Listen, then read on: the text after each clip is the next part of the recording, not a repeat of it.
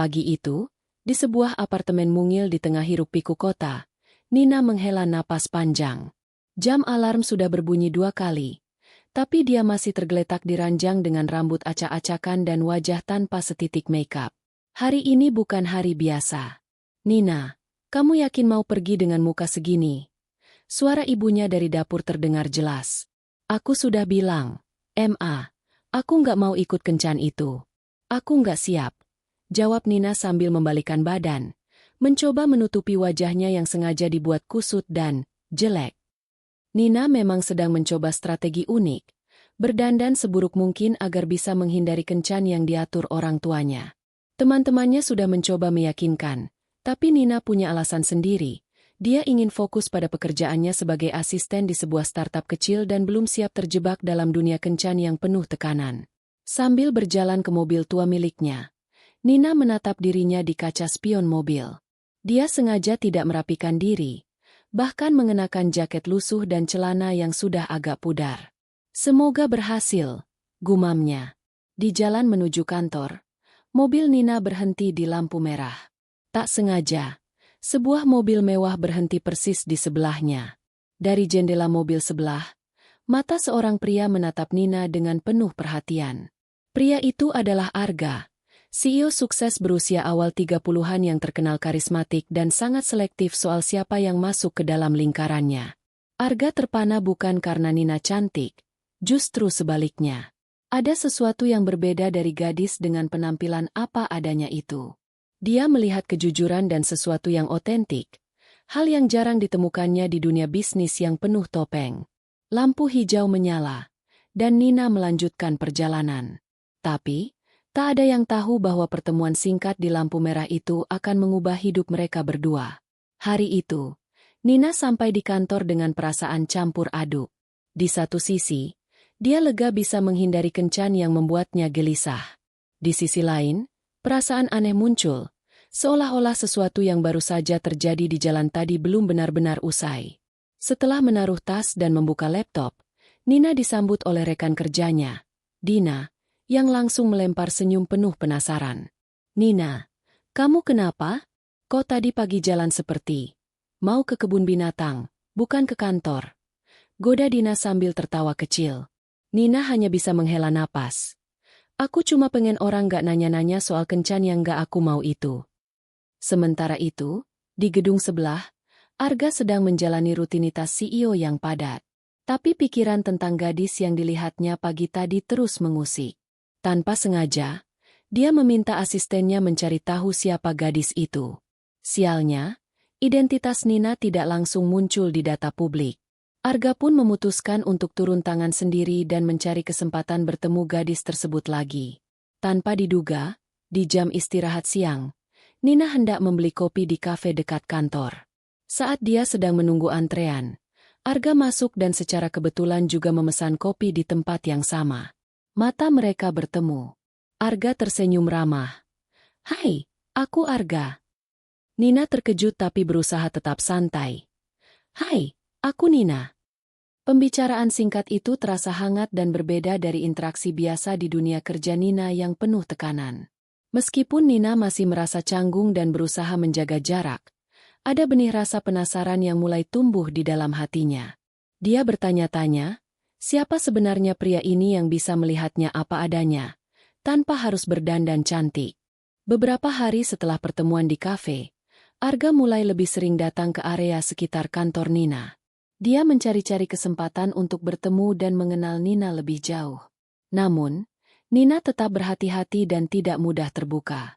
Suatu sore, ketika Nina hendak pulang, asistennya tiba-tiba menerima sebuah amplop berisi undangan makan malam dari Arga, ditujukan khusus untuk Nina. Isi undangan itu singkat tapi jelas. Saya ingin mengajak Anda makan malam. Tidak ada agenda bisnis, hanya ingin mengenal Anda lebih dekat. Nina terkejut dan bingung. Dia tidak pernah menyangka pria sukses dan berwibawa seperti Arga akan meliriknya. Apalagi setelah dia berusaha, berpura-pura jelek. Namun, di balik rasa penasaran itu, ada rasa takut dan ragu yang menggerogoti.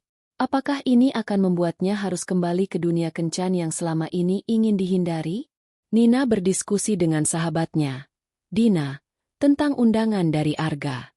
Dina sangat antusias dan menyemangati Nina agar menerima kesempatan ini. Tapi aku takut, Dina.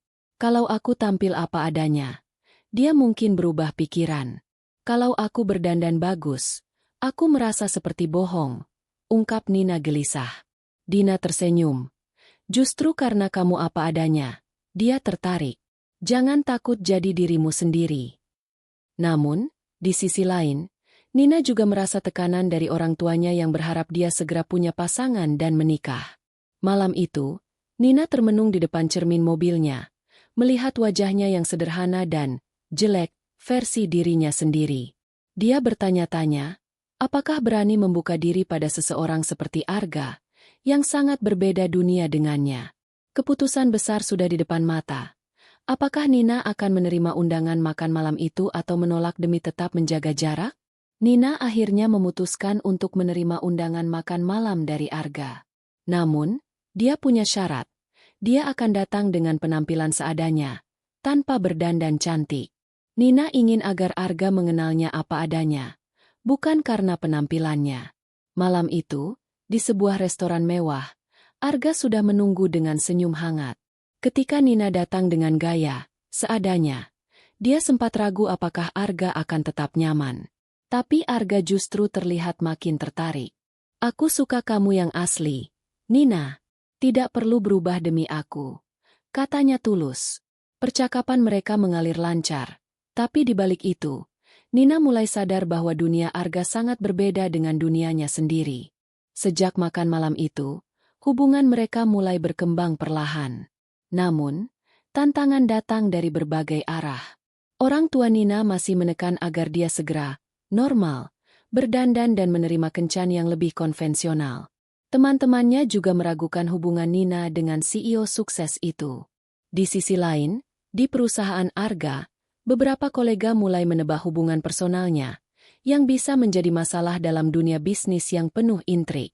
Nina merasa terjebak di antara dua dunia yang berbeda dan mulai mempertanyakan apakah dia bisa menjalani hubungan ini tanpa kehilangan dirinya sendiri.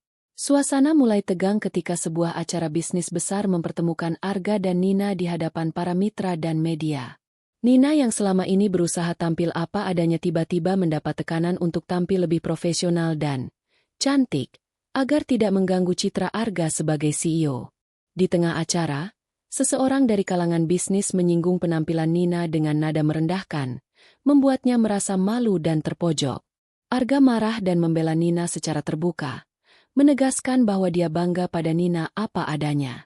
Namun, insiden itu membuka masalah baru. Gosip mulai tersebar dan mulai mengancam hubungan mereka. Konflik memuncak saat orang tua Nina mengancam akan memutuskan hubungan jika Nina tetap bersikeras menjalin hubungan dengan Arga yang terlalu jauh dari dunia mereka.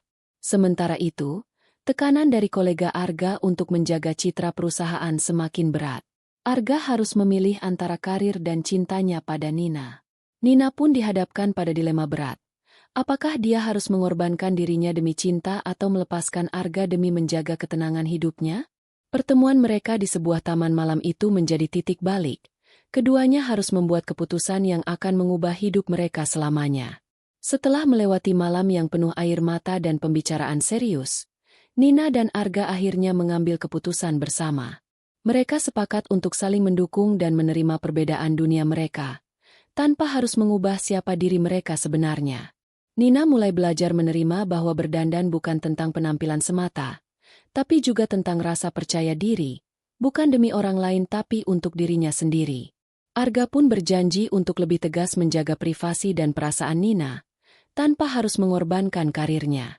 Tekanan dari luar masih ada, tapi kini mereka menghadapi semuanya bersama-sama, dengan keyakinan bahwa cinta mereka lebih kuat dari stigma dan perbedaan. Beberapa bulan kemudian, kehidupan Nina dan Arga mulai menemukan keseimbangan baru. Nina sudah mulai tampil dengan versi terbaik dirinya. Bukan lagi jelek yang dipaksakan, tapi cantik alami yang membuatnya bahagia. Arga pun makin yakin bahwa keputusan memilih Nina adalah yang terbaik. Mereka sering terlihat bersama, bukan hanya sebagai pasangan tapi juga sebagai sahabat yang saling menguatkan. Di sebuah acara santai, Nina melihat ke kaca mobilnya dan tersenyum. Kini, ia tak perlu lagi berdandan jelek untuk menghindari kencan yang tidak diinginkan. Dia sudah menemukan cinta yang menerima dirinya apa adanya.